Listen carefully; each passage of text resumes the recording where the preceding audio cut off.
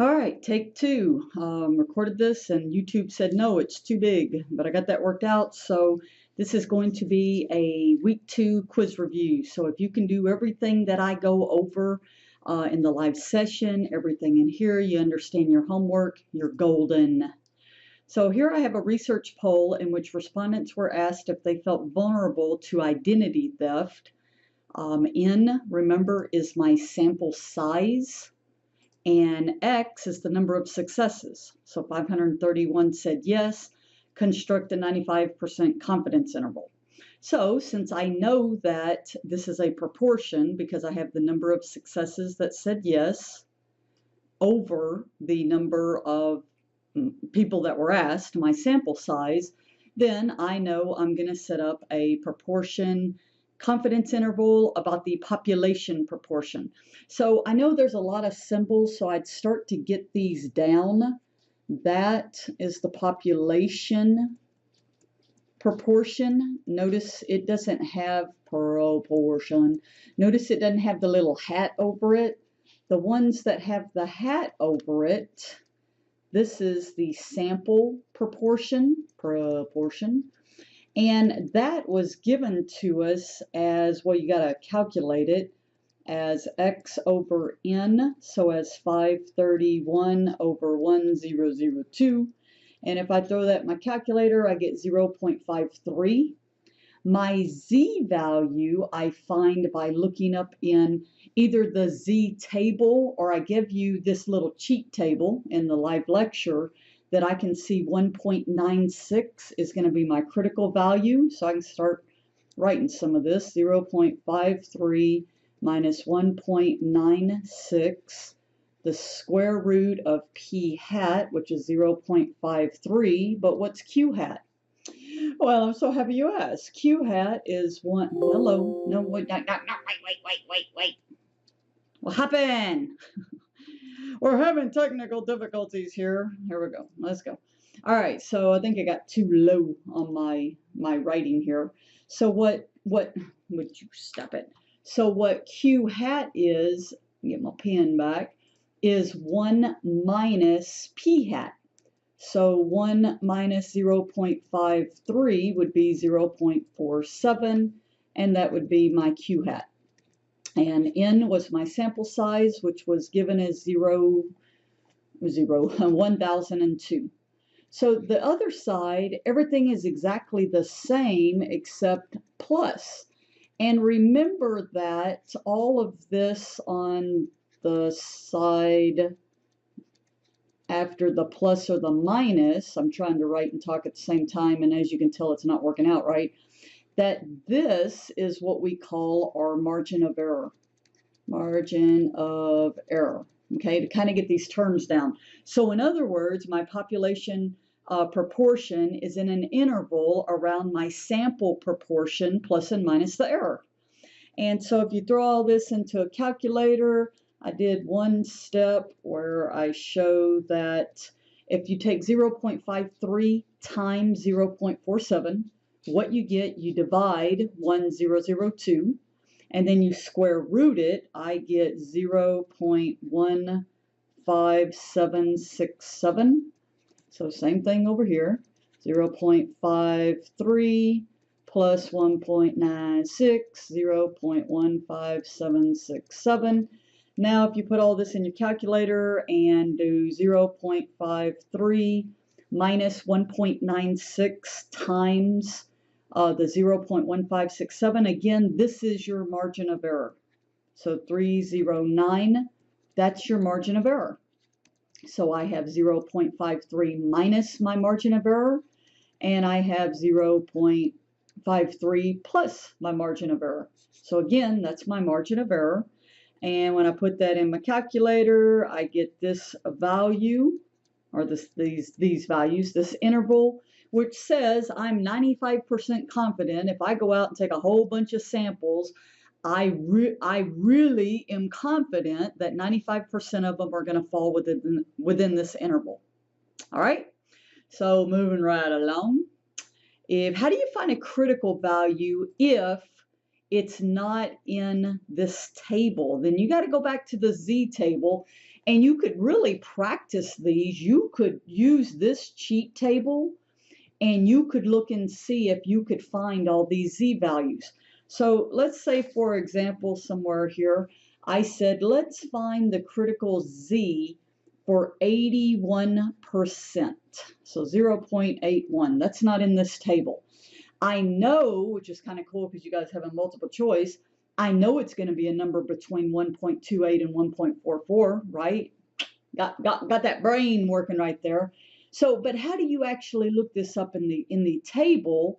What I'm doing is I'm saying this area all in here is my 81%, or the 0.18, 0.81. Remember, these tails are found by your critical value divided by 2. Well, your critical value, is just simply 1 minus your confidence, which in this case would be 0.19. Well, I need to cut it in half. I need to put half of it in the lower end and half of it in the upper end. Not a problem. I can divide by 2. And when I do that, I get 0.095.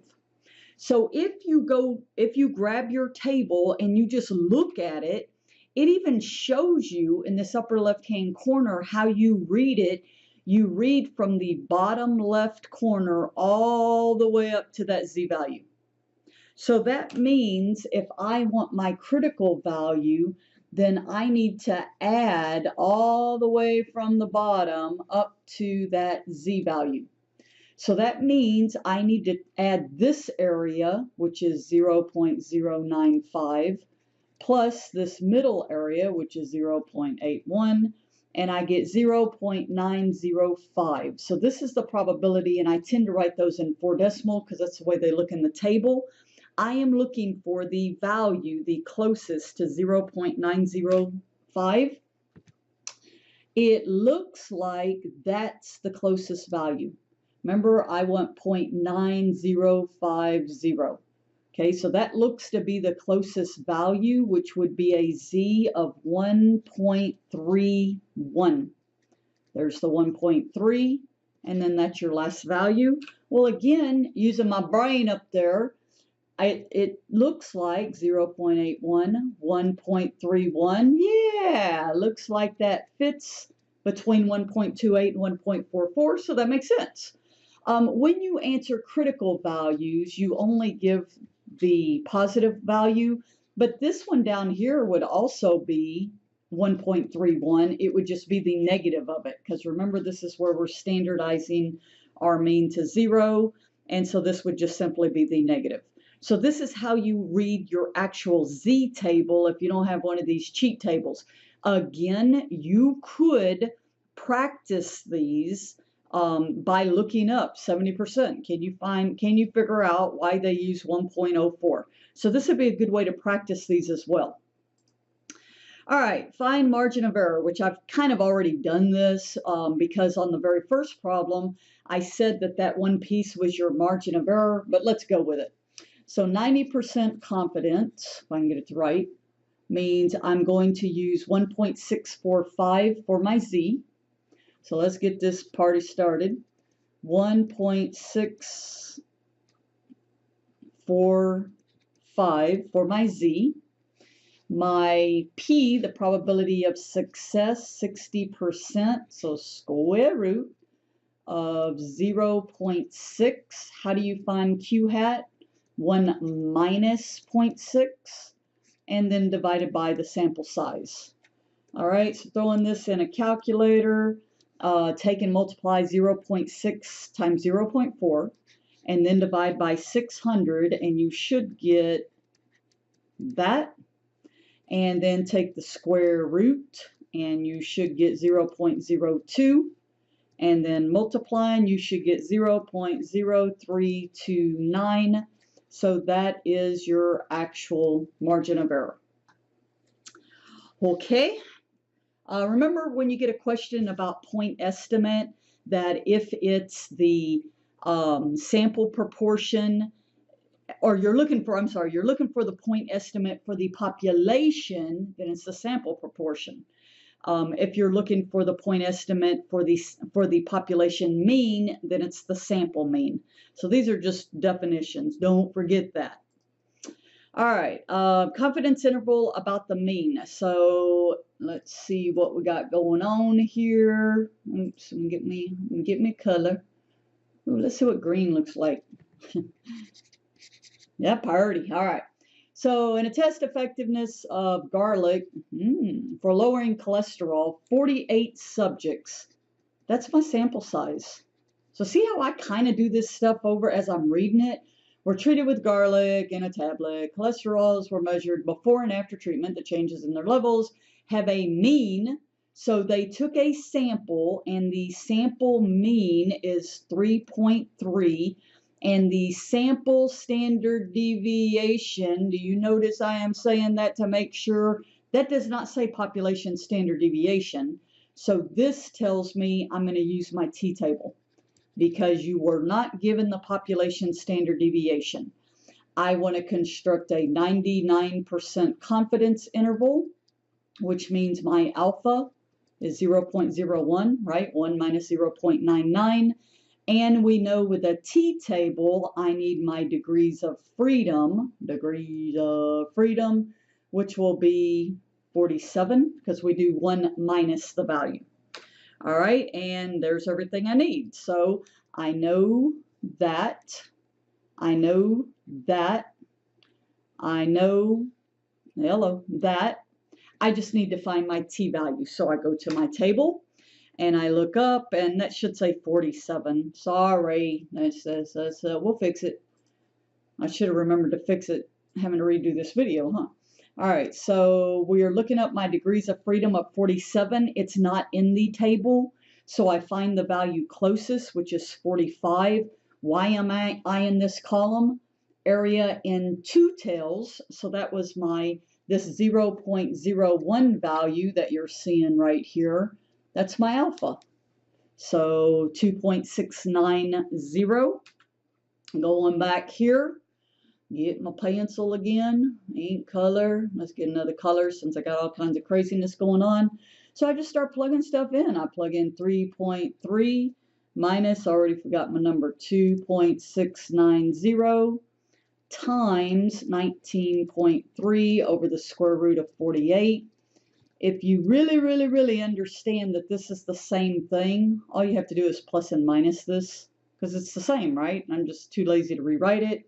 So I get 3.3 minus 2.690 times 2.786. So I took 19.3 divided by the square root of 48. We'll come over here. And then I get 3.3, and that should be plus and minus, right? Plus and minus 7.494. So what's 7.494?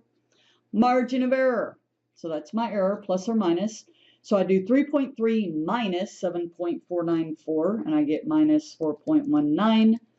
And then I do 3.3 plus 7.494, and I get 10.794. All right, so that's that. That's confidence interval about the mean. Yeah, we already saw that. Okay, so, I guess that was my slide to actually write on. That's okay, we got it. All right, what if you want to find a sample size? Remember in your homework you used the table, but on the quiz they're going to expect you to use one of these formulas. How do you know which formula to use? Look to see if they give you a sample proportion. If they give you a sample proportion, use this one. If they do not give you a sample proportion, use this one. So here it says find the minimum sample size.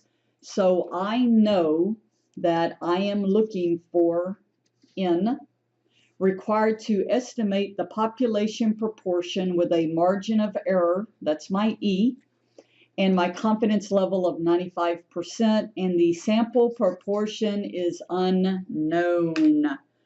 So I'm going to use that formula. All right, so looking at my little cheat table over here, unknown 95%. 0.95. So I just kind of follow this. So my z 1.96 squared times 0.25 all over my error that they give me, 0.036 squared. And I did the top, so I squared 1.96 and then I multiplied it by 0.25. I squared the bottom, 0.01296, and I get 741.04. And remember, as I said in the live session, you add one more. Okay, so you always just go out and get one more sample. So 741.04 would say our sample size, because that's what this would be the minimum sample size, would be 742 people, whatever we're doing. All right, finding critical values for chi-square. Remember, this table you read differently than the normal. You read your critical values, the area to the right. So if I'm given 95% confidence, okay, so 95% confidence, n equals 40, s equals 65.2. We're not really gonna use the 65.2. The degrees of freedom is 39, but the closest I see is 40. If I want to look up the value to the right, that one's a little easier because I just take 1 minus 0.95. So let's see where these numbers are coming from. So the 0.95 is this middle region. That's this. And then these tails both will have 0.05 because that's 1 minus 0.95 divided by 2, which will give me that value. So same thing over here. So the right hand one is a lot easier to look up. So I look up 0.025 and I get 59.342. That's the right side. The left side, then notice I take the 0.95 and I add it to this tail, 0.025, and that's why I'm looking under 0.975 and getting the 24.433. Okay, last but not least, how do we do a confidence interval about, got cut off, but about the standard deviation. This was almost the very last thing I did in the live session. So construct a 95% confidence interval. So because it's 95%, we already know from the last example, or if I can find my ink, is we're going to use 0.975 and 0.025. Well, it says we have 22 menthol cigarettes, so the degrees of freedom would be 21, right? Because it's in minus that value. So 22 minus 1, 21. And then looking straight down the columns, I get 10.283 and 35.479. So that's what's getting plugged in here. So I just start plugging stuff in. So my sample size, 22 minus 1. If you notice, that's 22 minus 1 is the degrees of freedom. They give me somewhere in here the standard deviation of 0.22, and you have to square it. All over the right side, it's always the larger number. And then the same thing over here, 22 minus 1 times 0.22 squared, too many twos. But now this will be the 10.283 value. Another color that's a little easier. That's probably bad on your eyes right there, right? If you do 21, right, because 22 minus 1, well, I probably would square, do 0.22 squared first, multiply it by 21, divide by 35.479. See if I wrote a couple of steps here. So what I got here, so square root of 1.0164. I'm not done. I'm just writing the numerator because it's going to be the same on both sides. And then the denominator, 283, and then 35.479. And then coming over here, if you divide those and you square root them and rounding, you should get 0.18. and 0.31. So that's my confidence interval around my population standard deviation. Now, if you've sat and just watched this video and you're going to send me an email on Sunday crying to me because you failed the quiz because you watched the video, don't you just watch, you know what you got to do? Remember back in the olden days, we have these things called pencil and paper. You should be writing every single step that I write, and then you should be putting this stuff in the calculator, right? I mean, that's what you should be doing. Otherwise, if you just sit and stare, or you just screenshot this and look at it, you're never doing the work. I'm doing the work. I might as well take your quiz for you, and I know you'd like that, right? But you have to actually write this stuff out or you'll never get it. All right. So good luck on your quiz. I hope you do well on it. And I'm going to be watching them grades.